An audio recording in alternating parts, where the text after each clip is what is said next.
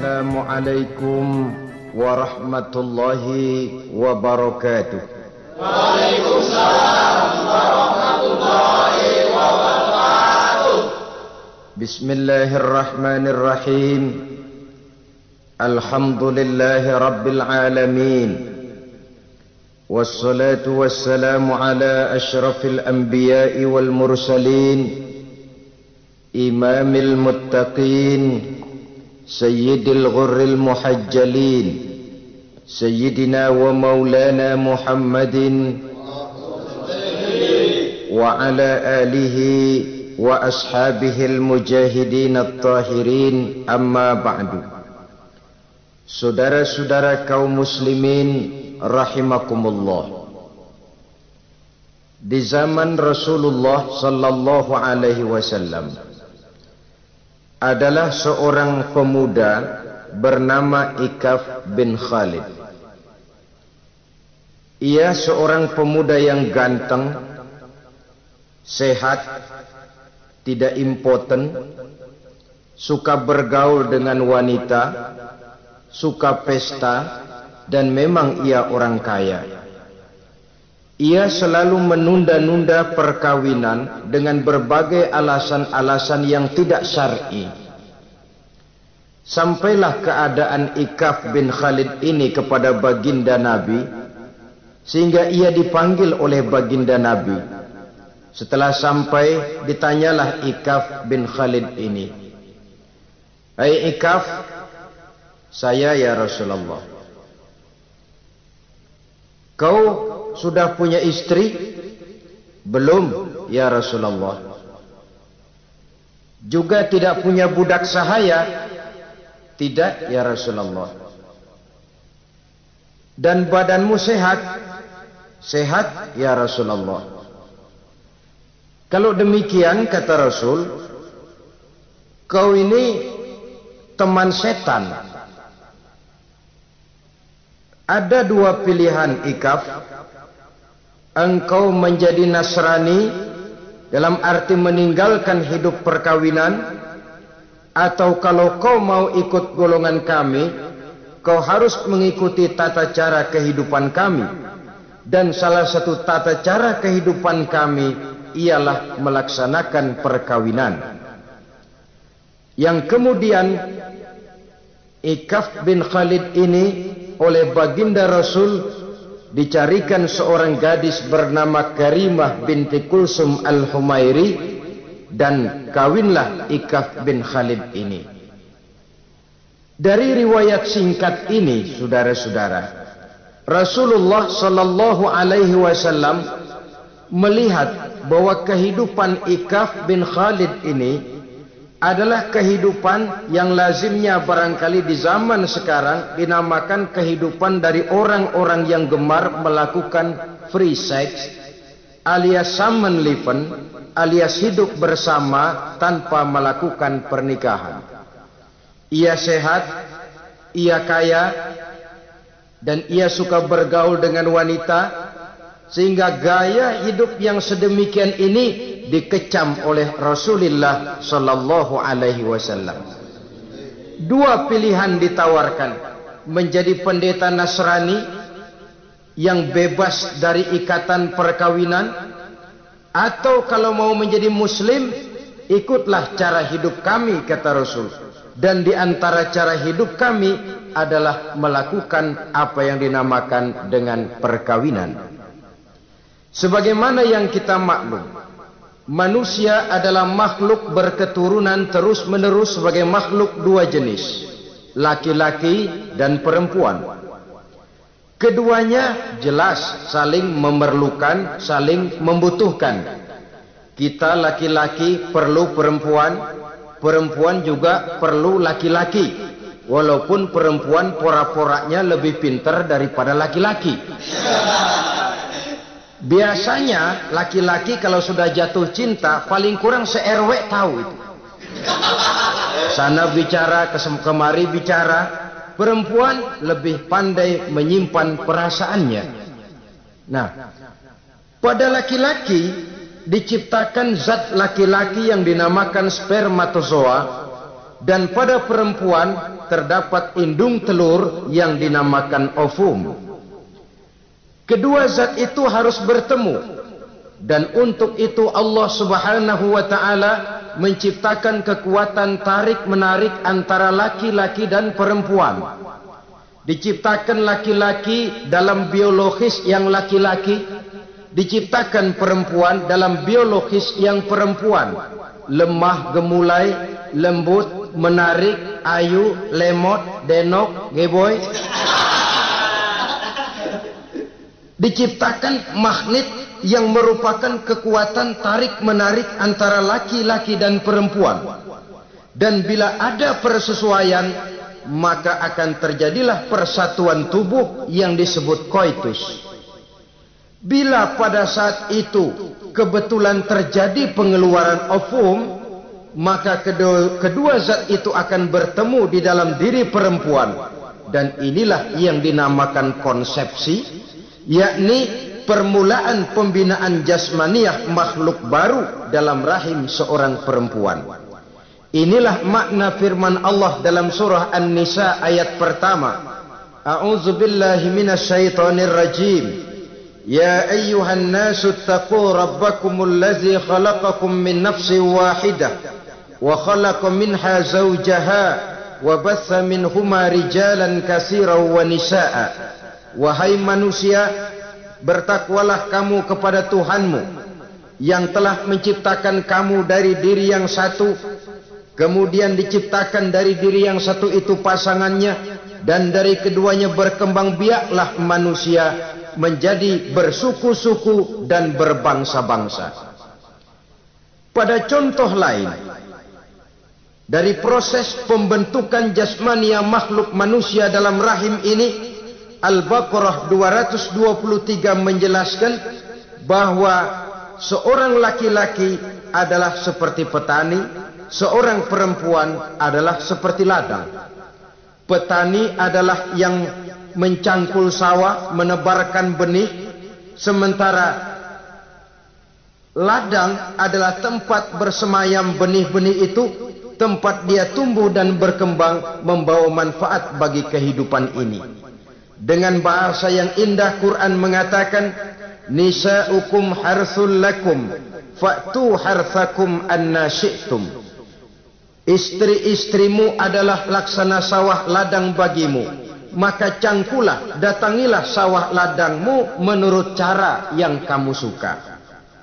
Saudara-saudara kaum muslimin rahimakumullah, belakangan ini orang sering membicarakan pendidikan seks bagi anak-anak. Menurut pendapat saya, walaupun itu diperlukan, tapi tidak harus dilakukan secara menggebu, dan masih banyak hal-hal mendesak lainnya yang lebih perlu dibicarakan ketimbang bagaimana memberikan pendidikan seks kepada anak-anak kecil. Barangkali yang memerlukan, yang sering bertanya tentang seks cuma terbatas kepada anak-anak kecil di kota-kota besar, yang oleh perkembangan teknologi dan komunikasi, daya pikirnya memang sudah sedemikian maju. Tapi berapa ribu jumlah anak-anak kecil yang semacam itu? Selebihnya puluhan juta anak-anak kecil yang tinggal di daerah-daerah terpencil, di provinsi-provinsi lain, di luar keramaian, yang sama sekali belum perlu untuk hal-hal yang semacam itu. Haruskah cuma untuk membela yang 1.000 atau 2.000 orang ini saja, lalu kita mengabaikan yang puluhan juta adanya? Kita masih harus membicarakan bagaimana kurikulum pendidikan yang mapan. Kita harus membicarakan bagaimana sistem pendidikan yang memadai. Saudara-saudara, Quran sendiri harus kita katakan berbicara soal seks, tapi gaya bahasanya sopan. Ajaran yang terkandung di dalamnya luhur, tidak terbuka belak-belakan. Saya khawatir disalahgunakan nantinya. Maklum ya, yang namanya anak-anak, sifat yang menonjol pada dirinya itu adalah hubbut taklid, senang meniru. Apa yang dia lihat, apa yang dia baca, apa yang dia tonton, biasanya ingin dia terjemahkan dalam kehidupannya. Kadang-kadang kalau habis baca komik Superman, dia kepengen jadi Superman. Itu anak kecil. Habis baca buku Si Buta dari Gua Hantu misalnya, pengen jadi si buta dari gua hantu, nyari kayu bikin tongkat. Biasa itu watak yang namanya hubbut taklid. Sekarang kalau kepada anak-anak semacam itu sudah diberikan pendidikan seks, saya khawatir kadang-kadang tidak dididik saja sudah lancar kok. Apalagi kalau sampai dilakukan pendidikan, khawatir disalahgunakan. Saya katakan tadi, Quran juga misalnya Al-Baqarah 223 ini bicara soal seks, tapi sudah lihat gaya bahasanya. Nisa'ukum harsul lakum fa'tu harthakum anna syi'tum. Istrimu adalah sawah ladangmu, cangkulah sawah ladangmu menurut cara yang kamu suka. Mau cangkul sambil mundur juga boleh.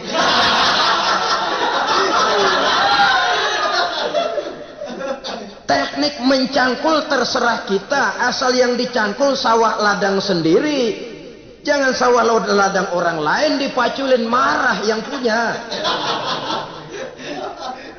Kita lihat di sini betapa dalam gaya bahasa yang sopan Al-Quran berbicara soal ini. Saudara-saudara kaum muslimin rahimakumullah, kesenangan melakukan hubungan seksual digerakkan oleh satu energi, oleh satu kekuatan dalam diri manusia yang dinamakan insting seksual atau libido. Dan libido merupakan energi yang terbesar dalam tubuh manusia. Ini harus disalurkan. Sebab kalau tidak, bahaya. Saudara tahu bahaya itu lebih bahaya dari yang bahaya.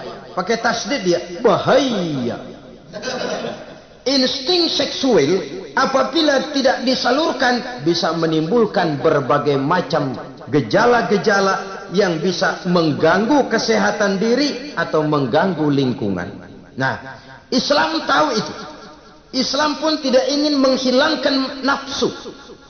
Islam memberikan legitimasi penyaluran libido, penyaluran insting seksual melalui pintu yang disebut nikah. Dengan demikian, nikah merupakan pintu legitimasi untuk manusia di dalam ia menyalurkan insting seksualnya atau libidonya atau kecenderungan untuk melakukan hubungan seksual. Tetapi saudara-saudara, oleh karena yang dinamakan nikah tidak cuma berisi hubungan seksual, tapi juga berisi tanggung jawab dan kewajiban, berisi hak dan pengertian, berisi ketenangan dan sebagainya, maka orang pada umumnya biasanya ingin mencari resiko yang lebih ringan. Hubungan seksnya mau, nikahnya ogah. Sebab apa? Karena nikah itu tidak cuma merupakan hubungan seksual saja. Ya, ia harus berisi tanggung jawab. Ya, ia berisi hak dan kewajiban. Ya, ia berisi pengertian. Ya, ia berisi penyantunan sandang pangan, perlindungan dan lain sebagainya. Orang lalu mengambil jalan pintas, sehingga terjadilah kecenderungan gaya hidup yang disebut Samenleven, yang berangkat dari free love untuk kemudian mengarah kepada free sex. Hidup bersama tanpa diikat dengan tali pernikahan. Akhirnya apa? Kalau dirasakan cocok, ya terus. Kalau nggak cocok, ya bubar. Tidak ada satu ikatan spiritual. Kalau demikian halnya, maka manusia belum terlalu jauh nilainya daripada makhluk bernama binatang, yang penyaluran insting seksualnya tidak perlu diikat dengan pintu yang bernama nikah. Orang ingin mengambil jalan pintas, potong kompas, mau enak lalu tidak mau resiko. Hubungan seksualnya mau, tapi kemudian pernikahannya tidak mau. Akibatnya pada satu segi prostitusi, saudara tahu prostitusi, pelacuran meningkat. Perkara apa latar belakangnya itu bukan soal kita, tetapi kemudian terjadilah proses yang dinamakan prostitusi, atau kalau tidak terjadilah pergaulan bebas di dalam kehidupannya. Saudara-saudara kaum muslimin rahimakumullah, Islam pada hakikatnya memberikan alternatif, sehingga Nabi mengajarkan dalam satu hadis, ya ma'syaras syabab, wahai para pemuda, man istata'a minkumul ba'at, barang siapa di antara kamu mampu memberi nafkah. Ba'at di sini diartikan nafkah. Nafkah apa? Nafkah zahir, nafkah batin. Itu arti ba'at. Hai para pemuda, siapa di antara kamu yang sudah sanggup memberikan nafkah, baik zahir maupun batin, hendaklah dia melakukan perkawinan. Jangan lupa ini, man istata'a minkumul ba'at, yang mampu memberikan nafkah baik zahir maupun batin, hendaklah dia melakukan perkawinan. Kadang-kadang ada juga anak muda nekat banget, main derulung aja, nggak nengok kiri, nggak nengok kanan, tidak memahami yang namanya ba'at. Ba'at ini nafkah zahir. Nafkah zahir itu apa? Ya sandang, ya pangan, ya perlindungan. Nafkah batin itu apa? Ya kasih sayang, ya pengertian, ya termasuk di dalamnya melakukan hubungan seksual. Kalau itu cuma dasar itu, rasanya mah setiap kita mampu. Tapi kan tidak cuma itu yang jadi modal bagi satu perkawinan. Siapa di antara kamu yang sudah mampu memberikan nafkah, hendaklah dia kawin. Fa illam yastati', tetapi apabila dia tidak mampu memberikan nafkah itu, fa alaihi bisyam, hendaklah dia melakukan puasa. Sebab apa? Puasa ini esensinya kemampuan mengendalikan hawa nafsu. Umpamanya ada pemuda, badannya sehat, tidak sakit, tetapi dia belum mampu untuk memberikan nafkah. Sementara temperamennya termasuk tegangan kelas tinggi, gak boleh kecolek dikit mau ngedredet aja. Yang semacam ini oleh Nabi, fa'alaihi bisyam, kalau memang belum mampu memberikan nafkah, hendaklah puasa. Sebab apa? Puasa lebih mengendalikan diri. Saudara-saudara, apabila puasa ini pun dirasakan juga berat, maka ada cara lain untuk menetralisir libido itu tadi, kecenderungan untuk melakukan hubungan seksual. Dengan apa misalnya? Dengan jalan melakukan olahraga. Dengan melakukan olahraga, hormon yang membentuk libido tersalurkan, terkuras melalui energi yang dikeluarkan pada saat melakukan olahraga. Atau dengan jalan yang keempat, menjauhi hal-hal yang bisa menimbulkan rangsangan seksual. Bisa dengan puasa tadi, bisa dengan olahraga, bisa dengan lain-lain yang kira-kira bisa menghindarkan kita dari hal-hal yang bisa menimbulkan rangsangan seksual. Sehingga Al-Quran pada surah Al-Isra ayat 32 berpesan, la taqrabuz zina innahu kana fahishatan wa sa'a sabila. Jangan kamu mendekati zina, sebab sesungguhnya zina perbuatan yang keji dan jalan yang sangat buruk. Jangan mendekati zina. Mendekati zina artinya mendekati hal-hal yang bisa membawa kita kepada perbuatan zina. Termasuk misalnya bacaan-bacaan Parno. Nah, ya. Itu Parno nggak boleh dibaca. Blue film, ngintip, nah ini juga penyakit ini.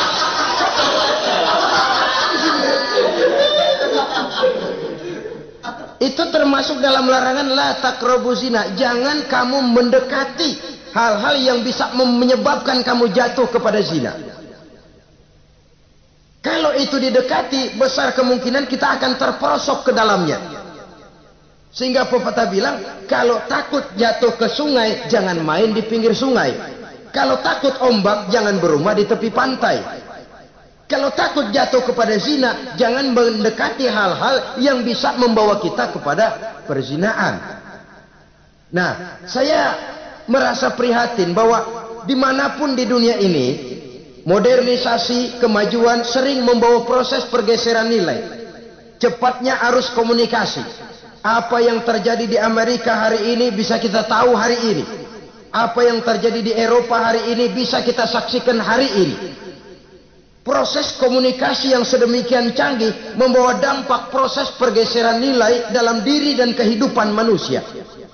Akibatnya dia banyak tahu, dia banyak melihat, dia banyak mendengar. Kalau dia tidak punya filter, dia akan mudah terhanyut oleh nilai-nilai yang menggeser dia dari tuntunan ajaran agamanya.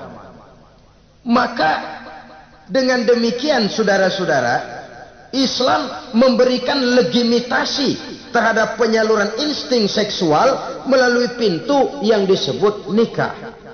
Dan Islam mencela apa yang disebut samenleving, free love atau free sex alias hidup bersama tanpa melakukan pernikahan. Apa yang akan terjadi dalam kehidupan ini apabila manusia bergaul sebebas-bebasnya tanpa terikat lagi oleh norma dan kaedah kehidupan beragama? Sudah cukup banyak korban bergelimpangan dari arus yang namanya pergaulan bebas dengan dalih new morality, kebudayaan moral baru yang terlepas dari bimbingan kehidupan beragama. Saudara-saudara kaum muslimin rahimakumullah, dulu zaman kakek kita itu kalau pacaran, saudara-saudara, biasanya yang laki di luar, yang perempuan di dalam. Paling-paling pagar dibolongin. Ya, orang dulu itu kan rumahnya pakai pagar toh. Kalau sudah pagar itu bolong, yang laki masukkan jarinya ke pagar. Nanti dipegang jari itu oleh tangan si perempuan dari dalam. Cuma beradu tangan doang. Endahnya bukan main udah.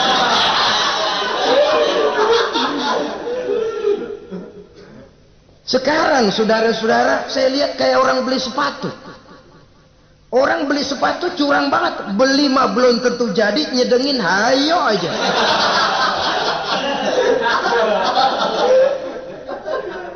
Iyalah, kalau sepatu barangkali disedengin sih nggak ada bekasnya.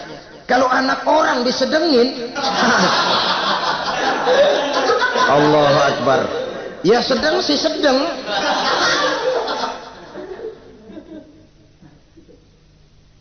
Saudara-saudara kaum muslimin rahimakumullah, terhadap pintu legitimasi ini pun kalau manusia sudah sanggup melakukan ba'at, baik nafkah zahir maupun nafkah batin, kalau itu tidak bisa dia lakukan, hendaklah dia menjaga diri dari hal-hal yang bisa menjerumuskan dia ke tempat zina. Bisa dengan puasa, bisa dengan memperbanyak olahraga, bisa dengan menggiatkan belajar, study club, diskusi.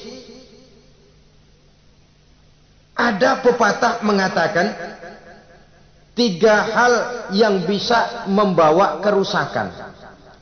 3 kosong. Kosong iman, kosong kantong, kosong perut. 3 kosong ini yang sering membawa kerusakan dalam diri manusia. Pertama, kosong iman. Yang kedua, kosong kantong. Yang ketiga, kosong perut. Ketiga kosong ini kalau sampai kumpul pada diri kita 3-0, berapa yang ngubernya? Sering kalah kita. Kosong iman, kosong kantong, kosong perut. Maka motif dari berbagai macam kejahatan umumnya karena 3 kosong ini. Orang bisa jatuh ke tempat zina, bisa jatuh kepada korupsi, bisa jatuh kepada perampokan, pencurian dan berbagai macam perbuatan negatif. Pertama, kosong iman. Kalau sudah kosong iman, ini kosong yang paling berbahaya. Dia tidak ada lagi yang ditakutin. Polisi, ya apa selamanya polisi mau nongkrongin dia. Kalau sudah kosong iman, Ini sudah tidak ada lagi norma yang diindahkannya. Yang kedua, kosong kantong. Orang kalau kosong kantong mudah gelap mata. Bawaannya udah was-was mulu, uring-uringan. Kosong kantong. Yang ketiga, kosong perut. Kosong perut ini lapar, kemiskinan maksudnya, bisa membuat orang jadi jahat, bisa membuat orang menjadi pelacur, bisa membuat orang jadi koruptor, bisa membuat orang jadi penjahat. Itu motifnya karena kosong perut. Dari 3 kosong ini yang paling berbahaya sesungguhnya kalau orang sudah mengalami kosong iman. Perut kosong, kantong kosong, tapi iman penuh, masih ada rem. Ya.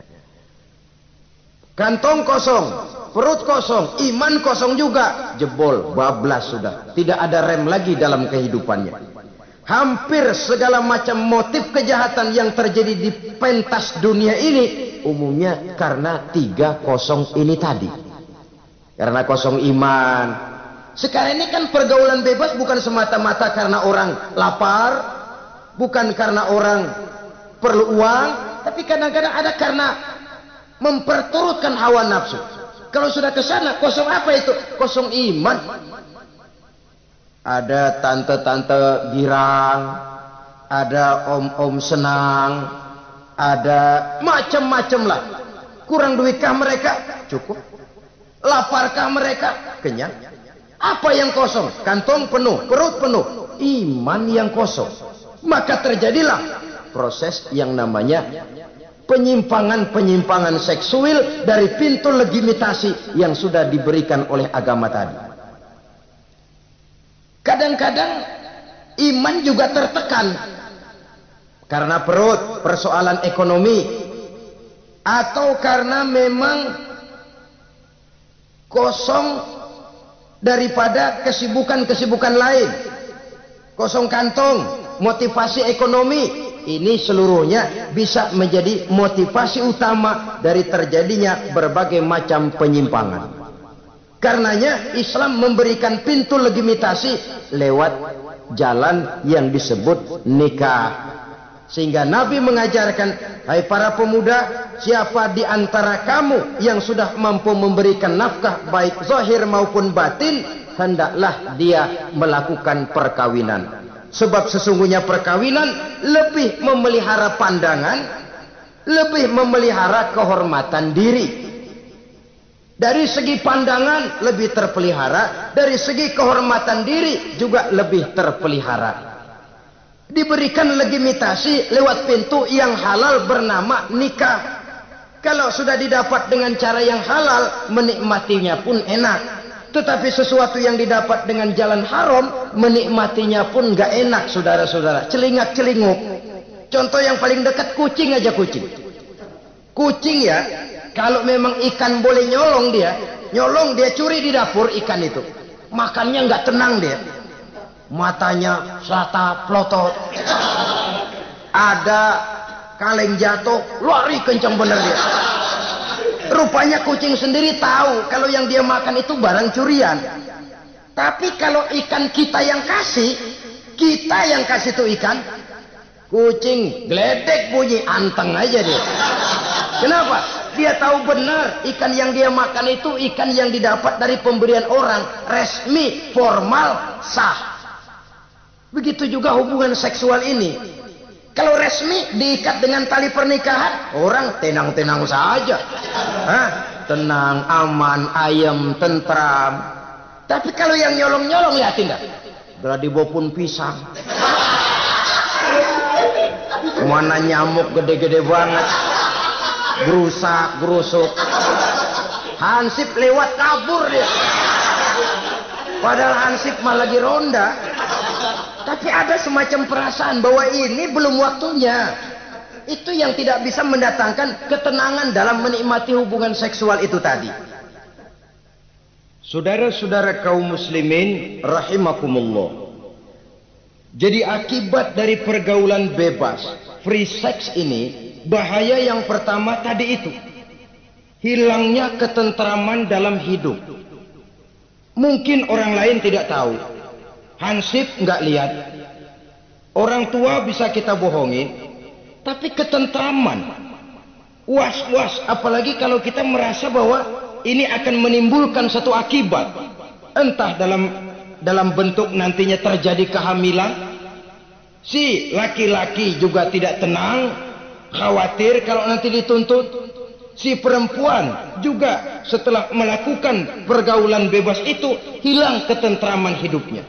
Apalagi kalau dia harus kehilangan sesuatu yang sangat berharga dalam kehidupannya. Kegadisan katakanlah, keperawanan katakanlah begitu. Sesuatu yang semestinya dijaga dan dijunjung tinggi. Tapi kadang-kadang memang cinta, inilah yang namanya cinta. Sehingga cinta itu katanya buta. Kalau sudah buta, apa saja terasa jadi indah, apa saja diserahkan. Akibatnya mahkota yang paling berharga sering hancur berantakan sebelum pada waktunya. Akhirnya ketentramannya hilang. Hidupnya gundah, gelisah. Pada mulanya memang dia tidak merasa cerah, segalanya menjanjikan dan menyanyikan keindahan. Tapi setelah proses pergaulan itu terjadi, dia kehilangan kegadisannya, si pemuda resah, si gadis pun gelisah. Apa yang dia tunggu? Jangan-jangan. Nah, jangan-jangan.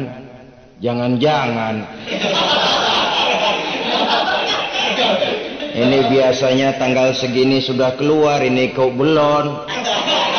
Waduh, jangan-jangan. Makin merana lah dia. Tidak ada lagi ketentraman dalam hidupnya. Akibatnya kegelisahan itu lalu tumbuh dalam hidupnya. Kerjanya tiap hari hanya termanggu-manggu, menunggu dan menunggu dari waktu ke waktu. Tapi yang ditunggu tak mau tahu. Akan bicara lidahnya terasa keluh, sedang waktu terus berlalu. Hatinya terasa pilu, bagai diiris dengan sembilu. Mau keluar rasanya malu. Salah elu.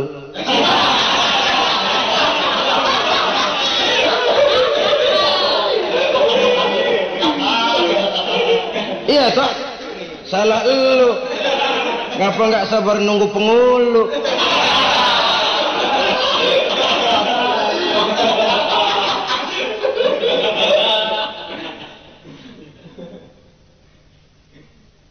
Bacalah surat-surat kabar berapa banyak sudah gadis-gadis bergelimpangan jadi korban.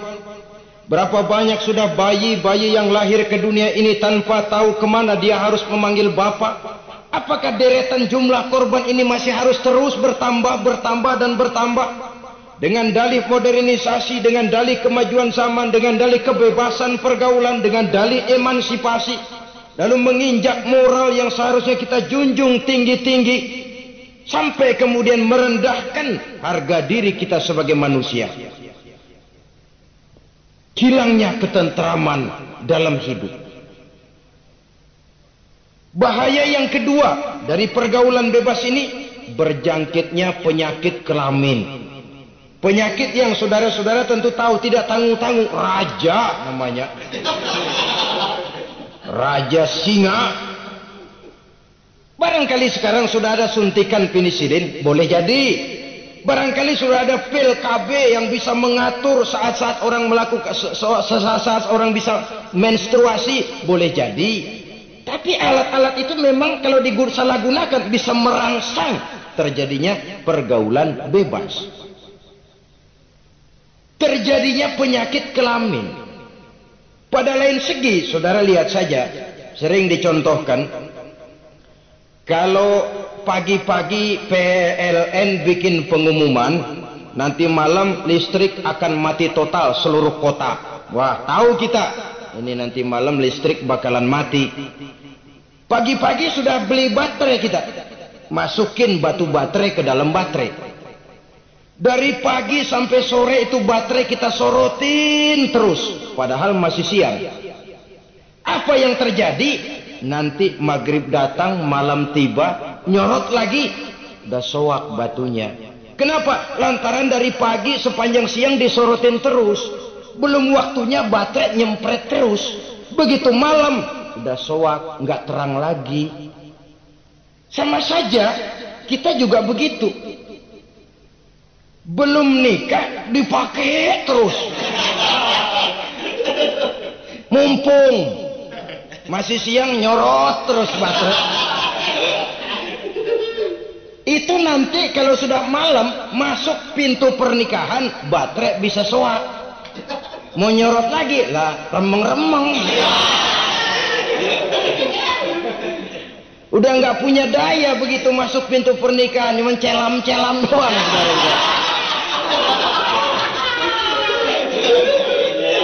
Kata orang-orang bisa assalamualaikum doang, nggak masuk, keluar lagi udah. Permisi doang. Saudara hadirin yang saya hormati, jadi itu juga termasuk satu jenis penyakit yang nantinya tentu akan merusak dan mengganggu keharmonisan hidup berumah tangga. Apalagi kalau sampai di tempat-tempat yang merupakan prostitusi umum, yang segala macam jenis bisa tumplek-blek di situ. Kita bisa bayangkan jenis penyakit-penyakit yang tumbuh di sana. Jadi dengan demikian saudara-saudara, yang kedua bahaya dari free sex ini bisa menimbulkan penyakit kelamin. Yang ketiga, mengganggu kelangsungan keturunan. Apalah dosanya anak-anak kita kalau mereka harus terlahir dengan membawa penyakit yang diwariskan oleh orang tuanya? Sudah kita ini bersalah, kesalahan itu terus diteruskan oleh anak kita juga. Alangkah kejamnya kelangsungan daripada keturunan. Sehingga dengan demikian saudara-saudara, kalau Islam memberikan pintu legitimasi lewat aturan yang disebut pernikahan atau perkawinan, maka itu memang untuk kepentingan dari kemanfaatan manusia itu sendiri. Penyakit yang keempat dari bahaya free sex ini, kita tahu bahwa seks memperturutkan nafsu seks itu sama dengan bayi. Bayi kalau nggak disapi, saudara-saudara, disapih ya, diberhentiin nyusu, itu sampai SMP SMA juga ngempeng terus dia. Kadang-kadang seorang ibu kan berat, aduh anak saya mau disapih, kasihan. Terus jangan disapi, sampai SMA masih ngempeng dia. Nafsu begitu, kalau diperturutkan, tidak diblokir, ya terus dan terus. Umumnya nggak ada orang yang nggak ketagihan kalau sudah melakukan hubungan seksual. Sehingga ada orang terlambat nikah, ketika ditanya bagaimana kamu nikah, nyesel kenapa? Kalau tahu enak dari dulu aja.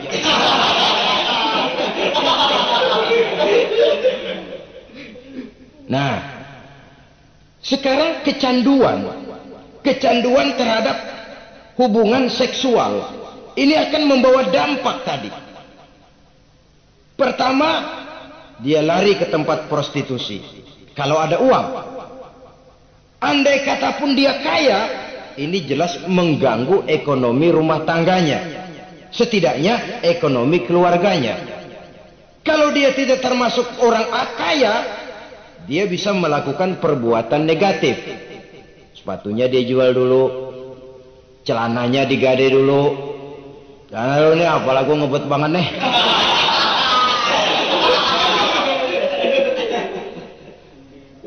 Itu sudah mengarah kepada ekonomi. Belum lagi penyakit yang kelima, bahwa free sex ini bisa membawa kehancuran karier. Saudara lihat ya, walaupun tidak karena free sex sepenuhnya, tapi pengaruhnya. Konon Julius Caesar yang begitu gagah perkasa, takluk dan bertekuk lutut di bawah kaki Cleopatra. Konon Napoleon Bonaparte, singa daratan Eropa, luas kekuasaannya, besar tentaranya, dia tunduk di bawah kaki Margaret Josephine. Bahkan konon Adolf Hitler yang begitu luar biasa cuma tunduk kepada Eva Braun. Baiklah, itu sejarah masa lalu. Yang sekarang yang kita alami, saudara, betapa seorang senator seperti Gary Hart, calon presiden unggulan di Amerika, brilian, jenius, cerdas, diunggulkan, masih muda. Betapa calon presiden ini harus mundur dan hancur karier politiknya cuma karena skandalnya dengan seorang hostess bernama Donna Rice. Ini di Amerika loh, di satu negara yang konon katanya menganut liberalisme, tapi begitu tingginya dijunjung nilai-nilai moral. Kalau dia terlibat begitu, bagaimana kalau dia jadi presiden nanti?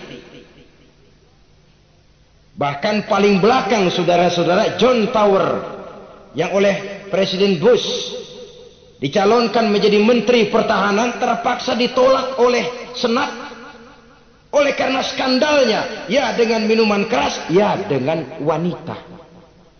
Saya katakan lagi, ini di negara yang kita katakan, kita tuding sebagai negara liberal, di negara yang menganut mudah-mudinya pergaulan bebas, entok nilai moral dituntut sedemikian luhur sehingga seorang bisa mengundurkan diri dari calon presiden karena terlibat skandal. Di Inggris pernah juga kejadian, di Itali pernah juga kejadian, seorang perdana menteri terlibat skandal dengan seorang pramugari pesawat udara, sampai kemudian dia dan seluruh kabinetnya membubarkan diri. Kehancuran karier. Karena bagaimanapun lemahnya wanita, perempuan sekalipun lemah, saudara-saudara, lelaki yang bagaimana gedenya juga dia telan.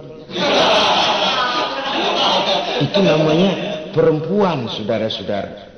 Seseorang bisa bangkit ke panggung sejarah memegang peranan dari yang tidak pernah diperhitungkan bisa menjadi kekuatan yang diperhitungkan pun karena perempuan. Tapi seorang pun bisa ambles di telan perut sejarah juga karena perempuan. Kehancuran karier. Sebab pangkat yang tinggi, badan yang sehat bukan merupakan jaminan bahwa seseorang akan mampu menghadapi bujuk rayu dari seorang perempuan. Saudara-saudara kaum muslimin rahimakumullah.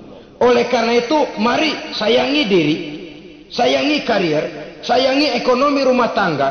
Bertahun kita pergi pagi pulang sore, peras keringat cari nafkah, menghidupi anak dan istri. Haruskah dia jadi hancur cuma oleh karena kecanduan kepada pelacur misalnya? Memang yang namanya pelacur tentu saja memikat, mempedaya, mempesona. Saudara-saudara kaum muslimin rahimakumullah. Karena apa? Karena yang dicari uang, mereka toh dagang. Taktik orang dagang tentu harus mampu memikat pembeli. Jangan lalu merasa senang, waduh ini malam mujur banget nih, apa dapat yang baik banget sama gue, waduh ramah lagi orangnya, udah endah aja udah. Ya wajar saja namanya orang dagang. Sehingga orang-orang tua dulu punya pepatah, kalau anda termasuk orang yang jarang senyum, jangan jadi pedagang. Pedagang wanyun mulu, siapa yang betah beli? Itu kan termasuk psychology of salesman. Memang caranya orang dagang yang mesti begitu. Dia membujuk, dia merayu, dia mempedaya, dia mempesona. Jatuh kita ke kerayuannya, sulit untuk bangkit kembali. Karena itu jangan dibiasakan. Yang sudah terlanjur tidak ada terlambat untuk menarik diri. Adalah lebih baik kita gila dulu baru benar daripada benar dulu baru jadi orang gila. Kalau orang gila mau benar, ini gampang ngaturnya. Tapi sudah benar lalu gila, ini repot saudara-saudara. Dibilangin apa-apa dia pernah jadi orang benar. Lebih baik kita memulai hidup ini dengan lembaran kelabu. Kalau pada akhirnya kita bisa mengganti dengan lembaran-lembaran putih, daripada kita mulai dengan lembaran putih kalau akhirnya jadi kelabu. Yang paling baik tentu putih sejak lembaran pertama sampai kepada lembaran terakhirnya. Saudara-saudara kaum muslimin rahimakumullah. Lalu selain zina, apa penyimpangan-penyimpangan seksual itu? Ya, penyimpangan yang umum yang tidak dilakukan oleh sepasang suami istri dinamakanlah dia dengan zina. Tapi kadang orang mencari jalan lain untuk menyalurkan insting seksualnya itu. Ada misalnya dia puasa emang kagak doyan, budak seharian kagak makan, capek.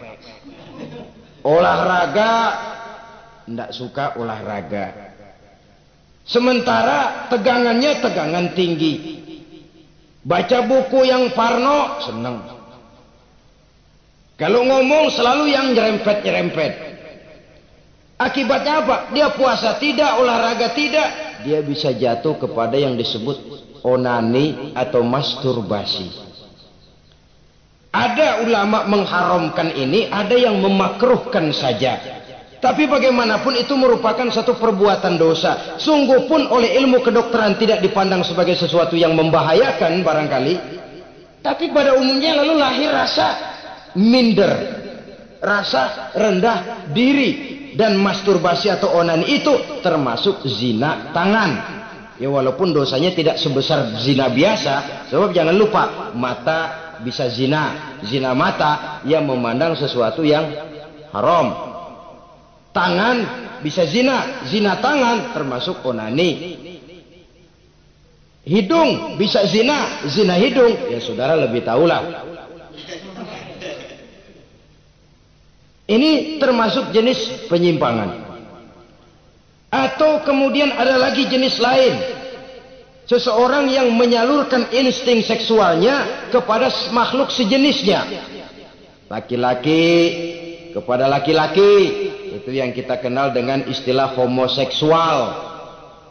Itu bukan barang baru itu. Di zaman Nabi Lut itu sudah terjadi dan mereka dikutuk oleh Allah Subhanahu wa taala. Homoseksual itu termasuk dosa besar. Sekarang ini orang malah menuntut dilindungi haknya. Sehingga kaum gay di Amerika itu pernah demonstrasi menuntut perlindungan hak. Bahkan mereka sudah tidak perlu sembunyi-sembunyi lagi. Bahkan ada yang hidup berumah tangga. Ini ya terlepas dari penyakit kejiwaan yang memang harus disembuhkan dan perlu pengobatan khusus.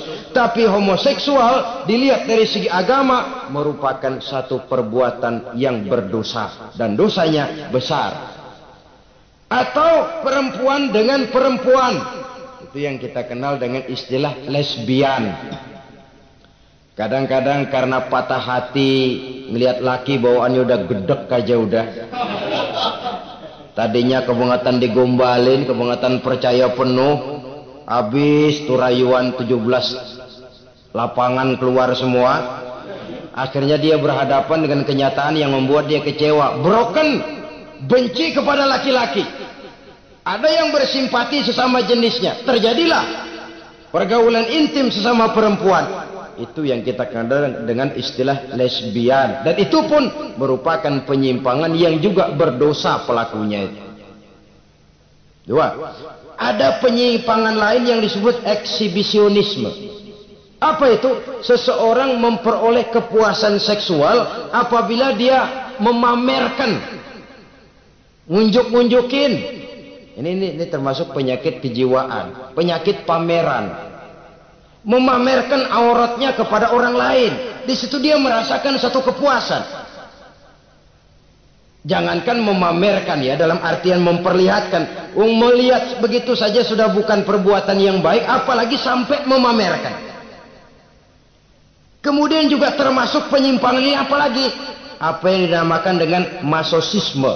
Apa dia? Seseorang yang baru mendapat kepuasan seksual melalui penderitaan, penyiksaan, atau dikenal juga dengan sadisme ini. Melakukan hubungan seksual melalui penyiksaan, penghinaan, penderitaan. Di sana dia merasakan ada kepuasan seksual. Ini merupakan penyimpangan yang berbahaya. Sudah hubungan seksualnya di luar pernikahan berbahaya dan berdosa besar. Membuat orang lain menderita dan sakit, itu juga merupakan suatu perbuatan dosa.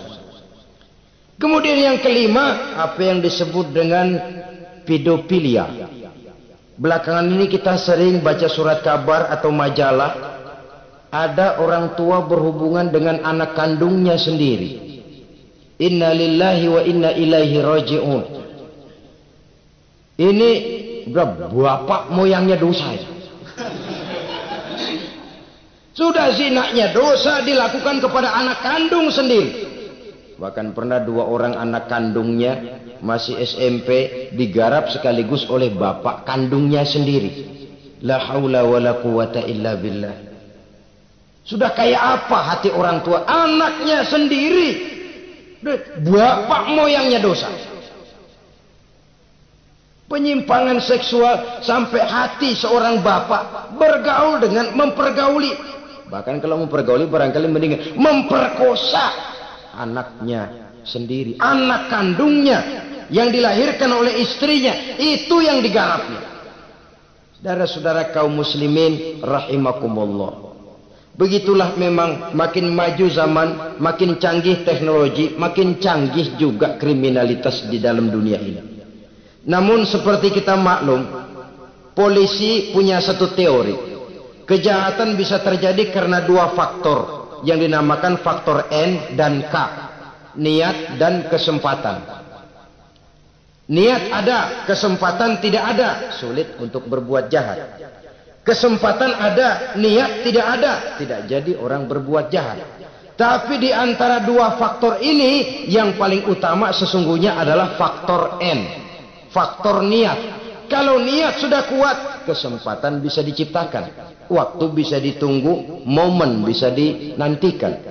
Tapi kalau niat yang tidak ada, bagaimanapun banyak kesempatan, kita tidak akan mungkin untuk bisa melakukan kejahatan karena faktor niat itu yang tidak ada.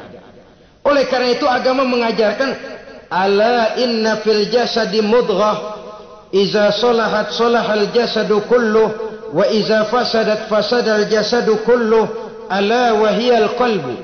Ketahuilah bahwa dalam tubuh manusia ada segumpal daging. Jikalau daging itu baik, seluruh tubuh akan menjadi baik. Jikalau daging itu rusak, seluruh tubuh akan menjadi rusak. Ala wahiyal qalbu, ketahuilah bahwa daging itu tidak lain adalah hati.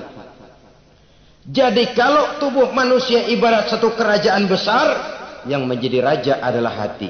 Seluruh anggota badan yang lain merupakan prajurit yang hanya tunduk kepada komando sang hati. Bila hati baik, seluruh anggota tubuh dan panca indera akan menjadi baik. Tapi bila hati rusak, maka seluruh anggota tubuh akan melakukan kerusakan. Tangan akan melakukan kerusakan. Kaki akan berjalan ke tempat yang rusak. Lidah akan membicarakan yang rusak. Mata akan memandang yang rusak. Telinga akan mendengar yang rusak. Dan selanjutnya karena hati memang sudah kotor. Maka bicara soal hati artinya bicara soal niat. Bicara soal niat kaitannya erat dengan faktor keimanan. Oleh karena itu di tengah kemajuan zaman kesempatan bisa diciptakan.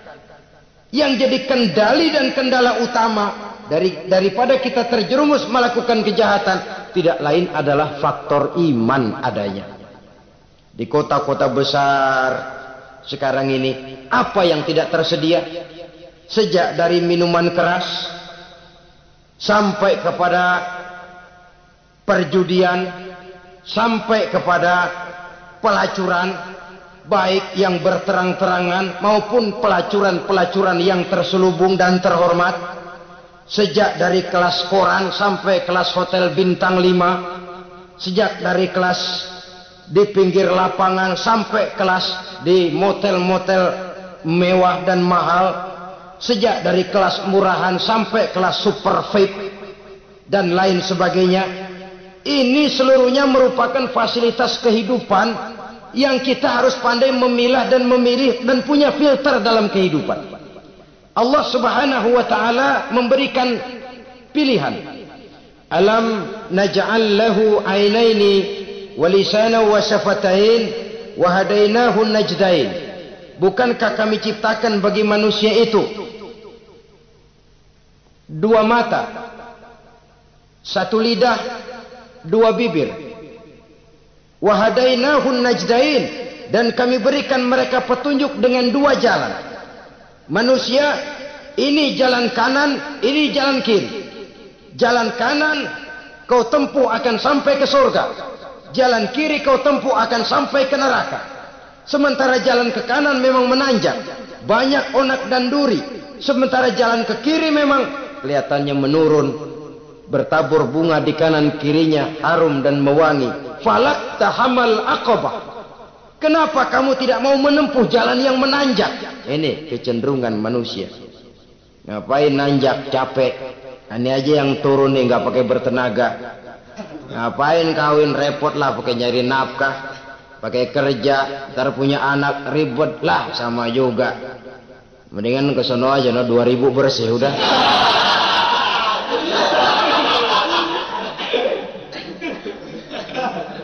Falak tahammal aqabah. Mengapa kamu tidak mau menempuh jalan yang nampaknya menanjak ini, padahal di ujungnya menanti pancaran sinar kebahagiaan? Kau turuni jalan yang kelihatannya menurun ini, padahal di bawahnya menunggu jurang kehancuran yang sangat teramat dalam. Saudara-saudara kaum muslimin rahimakumullah. Dengan demikian, apabila Islam melarang manusia dengan larangan yang keras, jangan terjebak dalam pergaulan bebas, jangan berendam di dalam free sex, sesungguhnya adalah untuk kepentingan daripada manusia itu sendiri.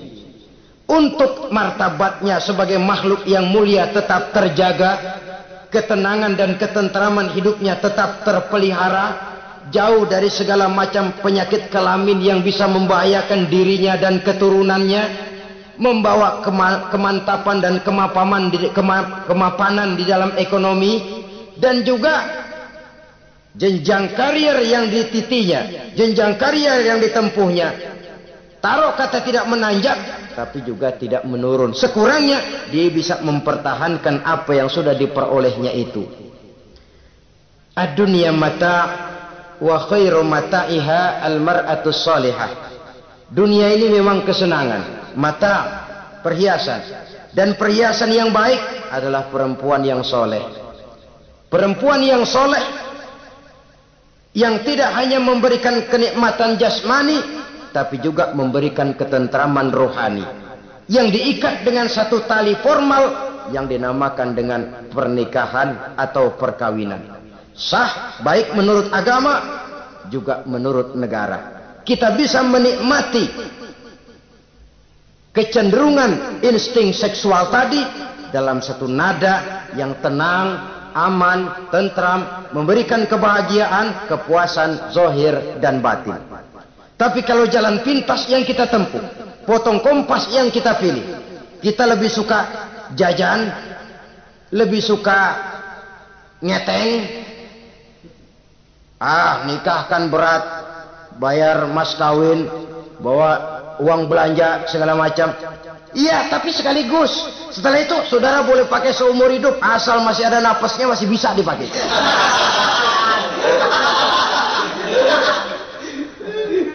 Tapi apabila potong kompas tadi, jajan yang kita tempuh kelihatannya memang ringan, 2000, ya mendingan dikit 5-10 ribu. Atau kalau sudah kelas bisa ratusan bahkan jutaan, sekali, 2 kali, 3 kali. Kalau dihitung-hitung bangkrut nggak karu-karuan gitu. Maka agama ini diturunkan untuk kepentingan manusia guna membawa kebahagiaan hidup sejak dari dunia sampai ke akhirat. Kepada adik-adik remaja, para pemuda, jika sudah mampu memberikan nafkah, laksanakanlah pernikahan atau perkawinan. Jika belum mampu, maka jauhilah hal-hal yang dapat menimbulkan rangsangan seksual. Boleh dengan jalan berpuasa, memperbanyak olahraga, menggiatkan studi klub, diskusi dan sebagainya, sehingga kita selamat dari arus pergaulan bebas yang akan merendahkan martabat kita sebagai manusia. Inilah yang kita bicarakan pada pertemuan kali ini. Terima kasih atas segala perhatian, mohon maaf atas segala kekurangan. Usikum wa nafsi bitaqwallah. Wassalamualaikum warahmatullahi wabarakatuh. Waalaikumsalam warahmatullahi wabarakatuh.